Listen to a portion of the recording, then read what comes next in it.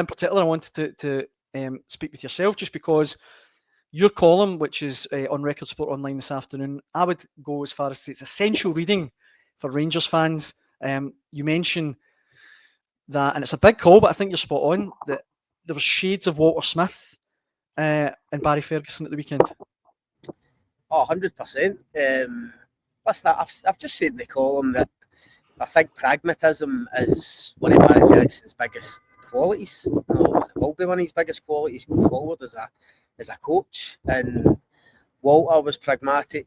Other managers that he worked under, like Alec McLeish, pretty pragmatic. No, we're not talking about fancy football and philosophies here. We're talking about getting the job done and getting wins, working with what you've got, and getting the absolute best out of them. And I don't think you could argue against the fact that that's what Barry Ferguson did at Celtic Park at the weekend. No one gave Rangers a hope really getting into that game, especially after extra time against Fenerbahce.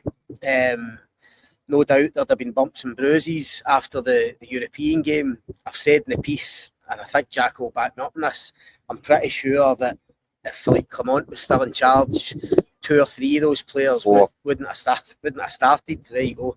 Wouldn't have started at Celtic Park, just down to sports science and managing minutes and stuff like that. But you get the impression Barry Ferguson's not interested in that. And listen, that's not what the purists and the kind of football hipsters will want to hear. But by God, he got the job done with an unbelievable performance, unbelievable result.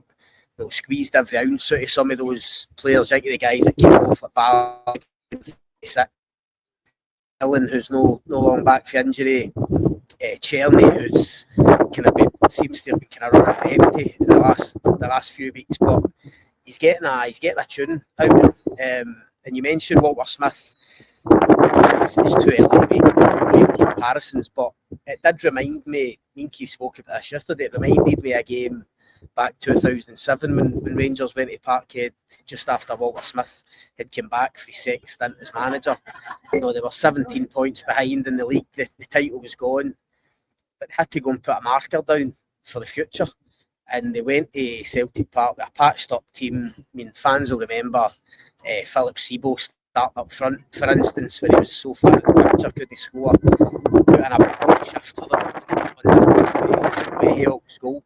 So it just kind of brought back memories of that. And as I say, listen, I'm sure you guys have mentioned on here in the last couple of weeks, I mean, Barry Ferguson's done himself no harm at all in terms of potentially getting this job on a full-time basis, which seems remarkable. But does get it, I genuinely think that his approach, he's kind of back to basics, this pragmatism I'm talking about. That'll be one of the main reasons why he might get it.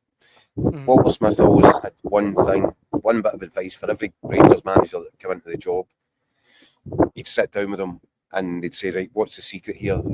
He'd say, look, there's one thing you can do as a Rangers manager, find a way to win. Yeah, that was it. It wasn't philosophies, it wasn't systems, it was just find a way to win.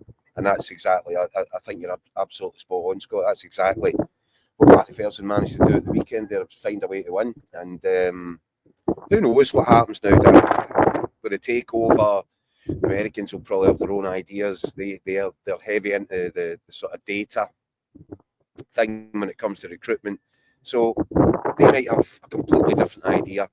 But I think I just said Barry Ferguson has given them a difficulty.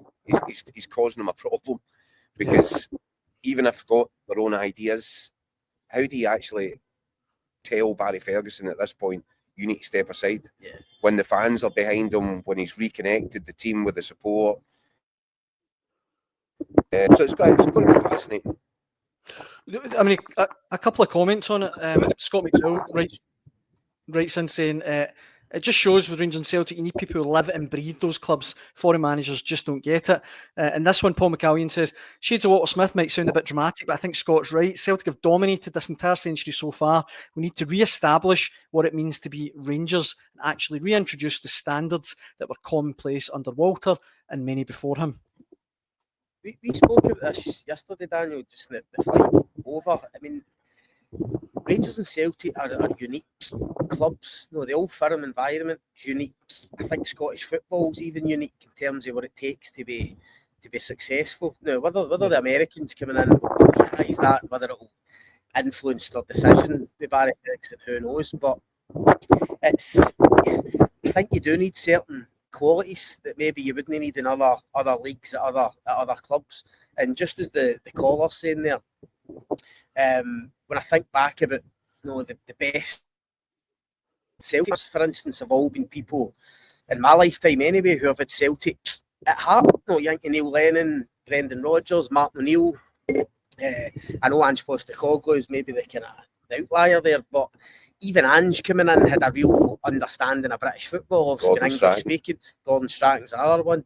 So I don't think you can just dismiss it and say, no, listen, they will scour Europe, no doubt, and as Jacko says, they'll have a database of managers. But it's how suited these people are to Scottish football, to Rangers, to a unique league where, let's be honest, only two teams can win it. And one of the big things Barry Ferguson's got in his favour is that he totally understands that. He understands the game, he understands the club, he understands what it takes to win. And it's still very early days, but he's shown wee signs of that, early in his tenure, positive signs that he does get it, and not only that, he can get a tune out of these players, which Clement obviously wasn't getting towards the end.